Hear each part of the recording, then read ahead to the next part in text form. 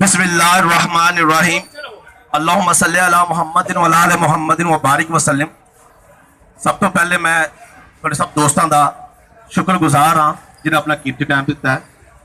रक्षा committee हाजी जमील साहब और हर चिच्छा दोस्त तशरीफ ले आए जनाब, बहुत शुक्रिया।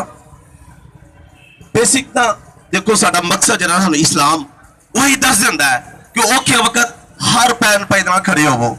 अरे कोई नवा कोई चर्च काम नहीं कर रहे सर ना, ये साडा फर्ज है। सानू इस्लाम दस दिंदा है असि नमाज जमात में पढ़ने, अगर एक जमात का साथी साडा एक दिन नहीं आया, 2 दिन नहीं आया, 3 दिन, पता करिए कितने रह गया है, वो बीमार है या कोई मसला कोई। बेसिक यही साडी मकसद जमात है। साडा खानदान तुसी हो, साडे रिश्तेदार तुसी हो, जो मुश्किल तकलीफ किसी को होवे तेरा खलोना साडा फर्ज है। इस वजह सब तो अपना क्लियर कर दिया, कोई असि एक दूसरे से एहसान नहीं कर रहे, ना कोई ऐसी कोई पब्लिसिटी लैने की कोशिश कर रहे हैं और ना कोशिश कर रहे हैं कि असी अल्लाह ना करे कि किसी को मफाल नाल कैश करिए या नुकसान करिए। जुवेद भाई नाल मेरी मुलाकात हुई आज तो 7 दिन पहले, इमरान साहब कर रहे थे, इमरान भट्ट साहब, उन्होंने कहा प्रॉब्लम नहीं। इस तो पहले असी पट्ठे वाले गल कर रहे सा, पट्ठे धुआं छड़ रहे हैं वगैरह वगैरह। असि कहा पट्ठे बंद करो, कोई मुश्किल नहीं है। यकीनी गल है, कोई पट्ठा बंद करके कोर्ट जो पैसे कटवाते महीना खा लेंगे, मगर जो मजदूर ने उन्होंने तनख्वाह 2 महीने दी जाए, क्योंकि उन्होंने तनख्वाह मिलनी है, उन्होंने बच्चे स्कूल जाना, घर हाड़ी पकनी है। सेम थोड़ा इशू रक्षे का है। देखो धुआं जो रहना असं इंतजामिया को ऐलान किया, सब तो पहले तमाम पंजाब पुलिस दी जो धुए छाड़ियां गड्डियां बंद करो। हाँ, सब तो पहले जी तमाम अदारे जो सरकारी ने डीजल गड्डियां धुआं छाड़ते पहले बंद करो, फिर असं बंद कर ले तैयार हाँ। तो जेकर पानी नीवे तक जाना है तो आम लोग जो है ना, आम लोग सारे कोई नीवा नहीं होएगा। पाकिस्तान के 98% तुम लोग हो, उस 2% लोग ने जिन्हें हुकूमत करते यह कहना चाहते हैं कि जो अच्छे काम ने हर काम में अप्रीशिएट करो। यकीनी गल है अगर तुम्हें नुकसान देवे साडे बच्चों को नुकसान देवे। असी जनाब प्रेस कॉन्फ्रेंस की 3 मुतालबात रखे इन्होंने इंतजामिया अगे। पहला मुतालबा साडा सी कि जो 2 स्टॉक रक्षा या कुछ चंद तो नहीं लैके आए, सिस्टम ने समझ दिता सी। अगर आप बुरा जो हो गया तो कोई गल नहीं, कंपनी लियाओ जी स्क्रैप कंपनी है, ये 6000 रक्षे का जनाब स्क्रैप ठेका करा दो, जो पैसे कलैक्ट होंगे अज जनाब वो 4 स्टॉक रक्षा खरीद लें, असं किस्तां दे लांगे, थोड़े पल्ले से कुछ नहीं लेना, सिर्फ सानू 6 महीने टाइम दो, सारे प्रोसेस असीं मुकम्मल कर लीए।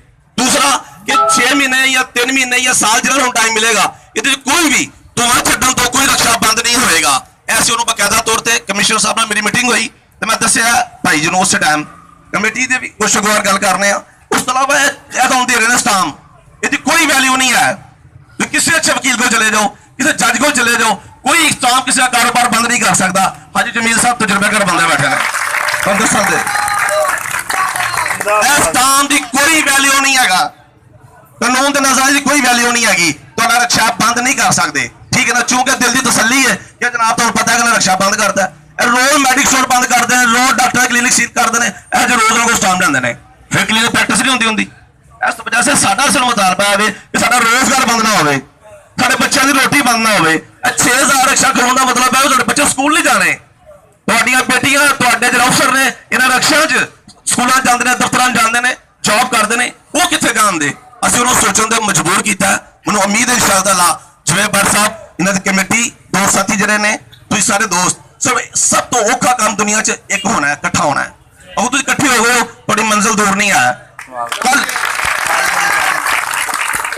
कमिश्नर गुजरांवाला ने इस गल की यकीन दहानी कराई सी इंशाअल्लाह ताला कि CTO भी कल उत्थे होएगा, उत्थे RT सैक्रेटरी भी होएगा, एनवायरनमेंट डिपार्टमेंट डायरैक्टर भी होएगा, इंशाअल्लाह असीं 2-3 बंदे उत्थे होवांगे। साडे सामने सारे मामले तय पाउण दे तो असीं खुशखबरी देवांगे कि साडे मामले दा तय पाग ने।